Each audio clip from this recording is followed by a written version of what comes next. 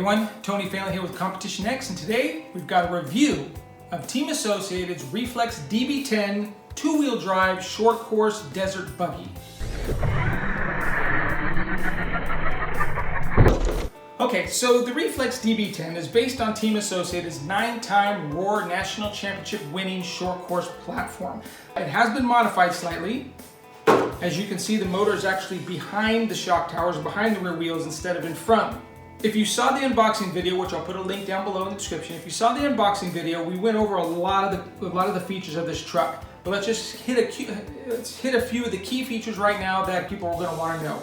Water resistant. The speed controller, the SC600BL speed controller is water resistant, the servo is water resistant, the motor is water resistant, and the receiver itself is in a little water resistant cocoon here, all sealed up so that this thing will be able to drive through pretty much any kind of wet surfaces, wet grass, water, puddles, snow. I would not suggest submerging the vehicle, but getting it wet, getting it a little dirty, it's perfectly fine for that. Okay, let's talk electronics. We've already discussed that everything inside of the Reflex DB10 is water resistant, all the electronics in there.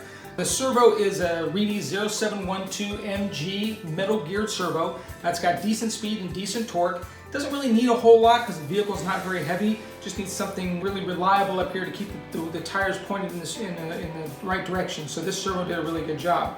The Reedy SC600BL, it's one of their new brushless speed controls. Has a really nice feel to it. Does a fantastic job of transferring the power from the battery to the motor. The motor is a Reedy 3300 kV brushless motor. It is a non-censored system, so there is a little bit of kind of light switchy feel to it, but it's not too bad. It's actually pretty good for a non-censored system.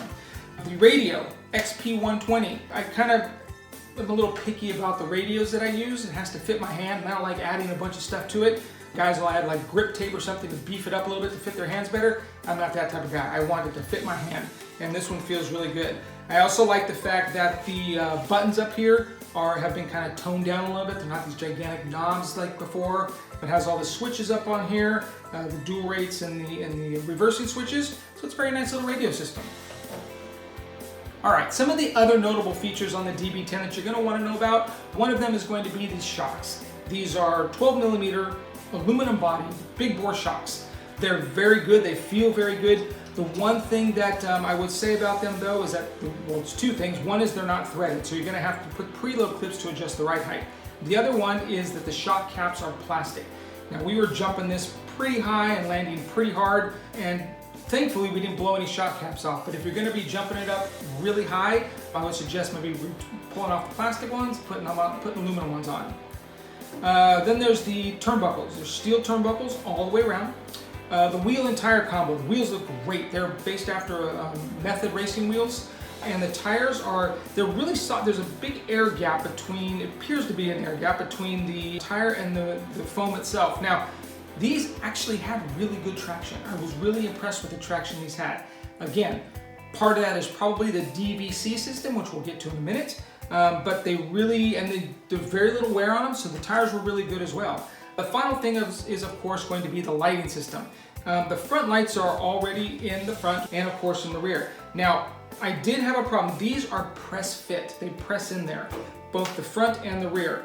The rears have little like holders in there that when you push them in, they flare out, so those stay in. But I had a little problem with these pulling out. So the moment you see those pull out, push it back in, maybe a little shoe or something to hold those in, and you're going to be good to go. All right, let's take a few moments and talk about durability. I know that's one of the biggest things on people's minds, and actually, this car is very durable. On the asphalt, on 2S battery, it handled great. The tires are very little wear on them. We did a few tumbles, we did a few wheelies, other than a few scratches on the chassis and the body. There's really no damage to this vehicle at all. That's on a 2S pack. Then we went to our local testing grounds where they have some big jumps and decided to put 3S packs in them.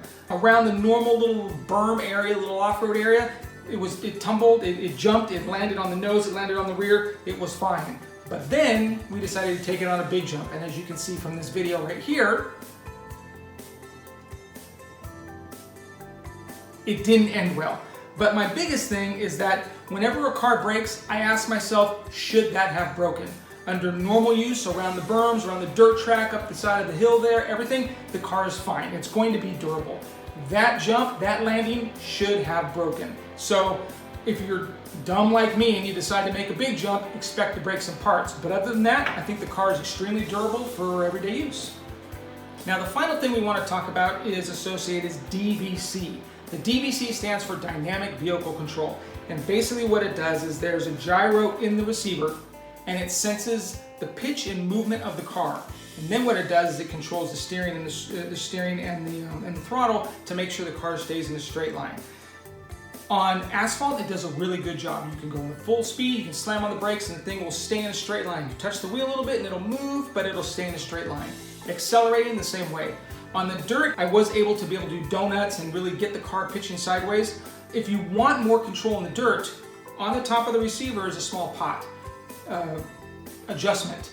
Stick a tool down in there, rotate it, and you will be able to either add or remove gain, which is a power of the DVC system itself. If you see some of the run videos that we're going to be posting, you're going to see that it just dances through the corners, and that's a two-wheel drive truck on 2S LiPo with tires that really aren't anything special. They're just nice tires. So the DVC system works really good. I was really impressed with that. All right, so what are our final thoughts on the Team Associated Reflex DB10? I personally love the whole package. I think the wheels and tires look great. The body with the engines up here, the wing, the lights, I think the whole thing looks really good. I'm not a big fan of the paint job on the body, but I do like the body. So if I can get a clear one and paint it however I want to, I'm in. The car works really good, it handles really good. The DVC system works fantastic on both the 2 and 3S. It's a fun car. I'm having a great time with it and I'm ready to get back out there. So I'm off, I'm gonna go run some more. So if you like the video, please just subscribe to the channel, give us a like, maybe a comment, and that's it. We'll talk to you soon.